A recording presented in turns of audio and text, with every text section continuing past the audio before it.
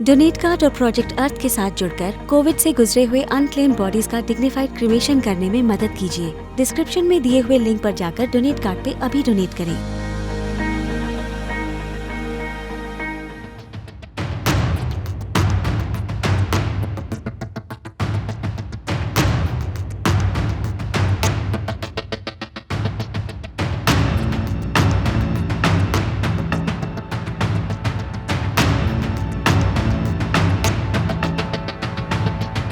एक विदेश में बैठा उसे जान से मारने की धमकी दे रहा है, दूसरा तिहाड़ में बंद उसके खैर मकदम की तैयारी कर रहा है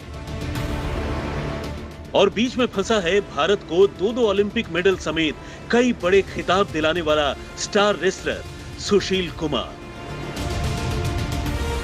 सुशील कुमार की जिंदगी की कहानी फिलहाल दिल्ली के इन्हीं दो टॉप गैंगस्टर के इर्द गिर्द घूम रही है। सुशील कुमार ने अखाड़े की मिट्टी से जो शोहरत कमाई थी, दिल्ली के इन दो गैंगस्टर से नजदीकियां बढ़ाकर उसने अपनी शोहरत को उसी मिट्टी में मिला दिया है।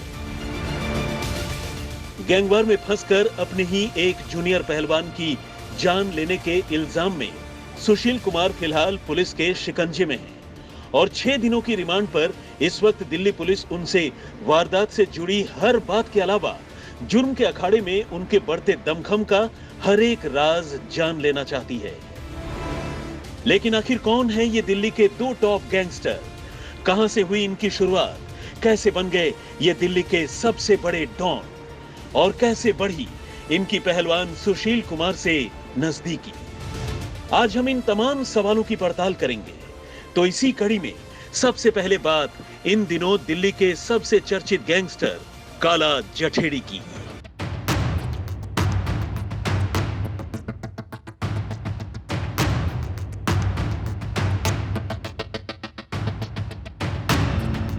काला जठेड़ी, जी हां, यही है वो गैंगस्टर जो इन दिनों सबसे ज्यादा चर्चे में है। वैसे तो जुर्म की दुनिया में काला जठेड़ी अब कोई नया नाम नहीं है। अकेले दिल्ली एनसीआर में 10 से ज्यादा लोगों की हत्या कर दिल्ली के अलावा आसपास के 4 राज्यों में लूटपाट, डकैती, अपहरण और कत्ल जैसी संगीन वारदातों को अंजाम देकर वो काफी पहले ही छंटे हुए हिस्ट्री शीटर्स में अपना नाम शुमार करवा चुका है। लेकिन इस बार पहलवान सागर धनखड़ के कत्ल के बाद जिस तरह उसका नाम सुशील कुमार से जुड़ा है, वैसा इससे पहले कभी नहीं हुआ। कहने का मतलब ये कि काला जठेड़ी को जितनी शोहरत इस बार मिली, उतनी इससे पहले कभी नहीं मिली। असल में 4 मई को छत्रसाल स्टेडियम में सुशील कुमार और उसके साथियों ने सागर धनखड़ के साथ काला जठेड़ी के एक खासम खास गुर्गे को भी इतनी बुरी तरह पीटा था कि उसकी जान पर बनाई। ये खासम खास कोई और नहीं बल्कि काला जठेड़ी का भांजा और उसी के गैंग का शार्प शूटर सोनू महाल था। वो सोनू महाल जिस पर सिर्फ दिल्ली में ही दर्जन भर से ज्यादा कत्ल के मामले दर्ज हैं। और इसी सोनू महाल की पिटाई के बाद काला जठेड़ी फिलहाल सुशील कुमार पर गुस्से से फुफकार रहा है। सूत्र बताते हैं कि सोनू को हुई पिटाई की चोट काला को कितनी तेज लगी है, इसका अंदाजा सिर्फ इसी बात से लगाया जा सकता है कि सागर और सोनू की पिटाई के बाद खुद सुशील कुमार ने इस मामले पर अपनी बात साफ करने के लिए विदेश में बैठे काला जठेड़ी को फोन भी मिलाया था। लेकिन काला जठेड़ी ने सुशील को बुरी तरह झिड़क कर न सिर्फ अपना फोन रख दिया बल्कि उसे देख लेने की भी धमकी दी। कहते हैं इसी के बाद से सुशील कुमार भी काला जठेड़ी से बुरी तरह डरा हुआ है। लेकिन आखिर सुशील कुमार जैसी हस्ती को सबक सिखाने की धमकी देने वाले काला जठेड़ी की शुरुआत कहां से हुई? वो इतना बड़ा गैंगस्टर कैसे बना? उसके ऊपर किसका हाथ था? उसकी मॉडस ऑपरेंडी क्या है? ये सब जानना भी कम अहम नहीं है। काला जठेड़ी का जन्म आज से 31 साल पहले सोनीपत के राई में मौजूद जठेड़ी गांव में हुआ। घर वालों ने उसका नाम संदीप रखा था और उसे लेकर बड़े बड़े ख्वाब देखे थे। लेकिन काला को होश संभालते ही जुर्म का चस्का कुछ ऐसा लगा कि उसने कभी पीछे मुड़कर नहीं देखा।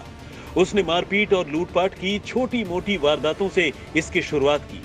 लेकिन जून 2009 में हरियाणा के सांपला में लूट और कत्ल की एक बड़ी वारदात को अंजाम देकर वो रातों रात सुर्खियों में आ गया। उन दिनों काला पुराने गैंगस्टर लॉरेंस बिश्नोई के संपर्क में था। लॉरेंस की पुश्तोपनाही में ही उसने इस वारदात को अंजाम दिया। पहले तो पुलिस ने इसे लॉरेंस का ही काम समझा, लेकिन बाद में उसे पता चला कि इसका असली मास्टरमाइंड तो संदीप उर्फ काला है, यानी काला जठेड़ी। लेकिन अभी पुलिस काला जठेड़ी तक पहुंच पाती, इससे पहले ही उसने हरियाणा के गोहाना में रंजिश के चलते एक और कत्ल कर दिया। अब वो संदीप से काला जठेड़ी बन चुका था। अव्वल तो उसका ताल्लुक जठेड़ी गांव से था और दूसरा उसके सांवले रंग की वजह से लोग उसे काला जठेड़ी कहकर पुकारने लगे। हालांकि गुरुग्राम के पास जठेड़ी नाम के एक और गांव से भी कुछ लोग काला जठेड़ी को जोड़कर देखते हैं। काला जठेड़ी ने सिर्फ 12वीं तक की पढ़ाई की और इसके बाद केबल ऑपरेटर का काम शुरू कर दिया। उसने सबसे पहले जून 2009 में सांपला में लूट के दौरान एक कत्ल किया। फिर 2010 में गोहाना में एक और शख्स की जान ले ली। इसके बाद कई और वारदातों को अंजाम देने के बाद उसे गिरफ्तार किया गया। 2015-16 में उसे कत्ल के एक मामले में ताउम्र कैद की सजा सुनाई गई। लेकिन 2 फरवरी 2020 को जठेड़ी ने तब सबको चौंका दिया जब गुरुग्राम में पेशी के दौरान वो फरीदाबाद पुलिस के चंगुल से भाग गया। तब बदमाशों ने जठेड़ी को लेकर पहुंची पुलिस पर चारों तरफ से जबरदस्त फायरिंग की थी और काला जठेड़ी को छुड़ा लिया था। इसके बाद हरियाणा पुलिस ने काला पर पूरे 7 लाख रुपए का इनाम रखा और दिल्ली पुलिस ने उस पर मकोका के तहत कार्रवाई शुरू कर दी। फिलहाल हरियाणा के अलावा दिल्ली, पंजाब, यूपी, राजस्थान, उत्तराखंड और चंडीगढ़ की पुलिस को काला की तलाश है। सूत्रों की माने तो हरियाणा पुलिस के चंगुल से भागने के बाद काला पहले नेपाल पहुंचा, फिर वहां से थाईलैंड और मलेशिया होते हुए वो इन दिनों दुबई में छुपा है और वहीं से अपने जुर्म का साम्राज्य चला रहा है। यहां रहते हुए काला जठेड़ी एक हार्डकोर क्रिमिनल की तरह ऑपरेट करता था, लेकिन देश से बाहर जाने के बाद वो किसी सफेद पोश बदमाश की तरह काम करने लगा है।